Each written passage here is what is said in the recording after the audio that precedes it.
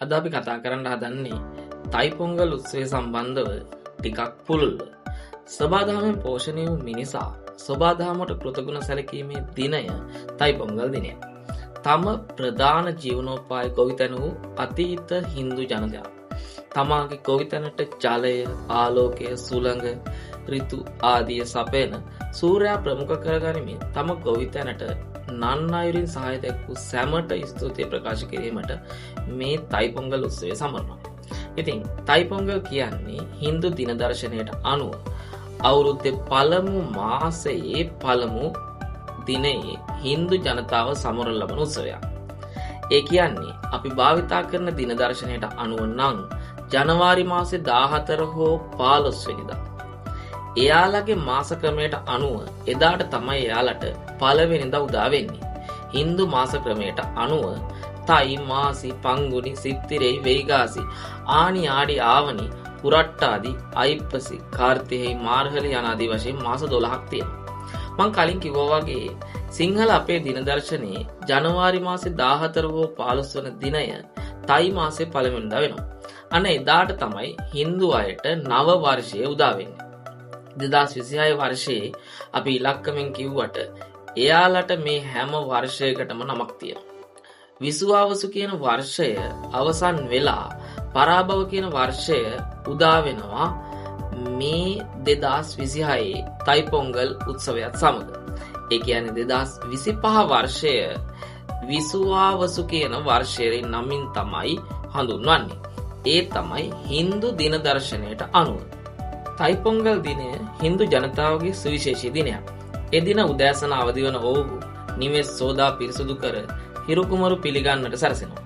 තමුන්ද නා පිරිසුදු වී පිරිසුදු ඇඳුමෙන් සැරසෙනවා. කාන්තාවන්ට සුවිශේෂී කාර්යයන් කීපයක් තියෙනවා. නිවසේ සිටින තරුණ ගැහැණු දරුවන්ට සුවිශේෂී ස්ථානයක් හිමිවන කාර්යයක් ලෙස කෝලන් රටා දැමීම හඳුන්වන්න පුළුවන්. කෝලන් දැමීම වර්ණ ගැන්වූ පොල් කුඩු හෝ ධාන්‍ය කුඩු වලින් වර්තමානයේ සිදු කරනවා දැක් ගන්න පුළුවන්. බොහෝ විට ධාන්‍ය වර්ග කුඩු කර කෝලන් රටා දැමීම වඩා සුදුසුයි. එයට හේතුව නම් මේ අලංකාරය සඳහා සිදු කරන්නක් ලෙස බොහෝ දෙනෙක් සිතුවද සැබෑ අරුත ඒක නෙවෙයි.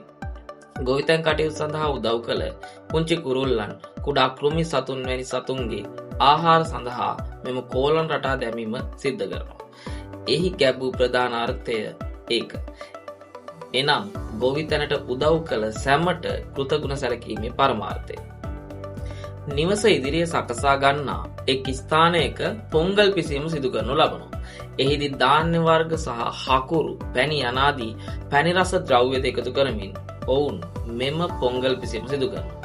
මෙය ඉතාමත් මිහිරි ලෙස සකසා ගැනීමෙන් ඔවුන් නව වර්ෂය ඉතාමත් මිහිරිදායක වර්ෂයක් වනු ඇතැයි බලාපොරොත්තු වෙනවා. පොංගල් පිස ගැනීමෙන් පසුව ඒවා පූජා කාමරයේ තැන්පත් කරලා මොහු සියලු දෙනා එකතුව කෝවිල් වැඳීම සඳහා කෝවිලට යන එක සිරිතක්.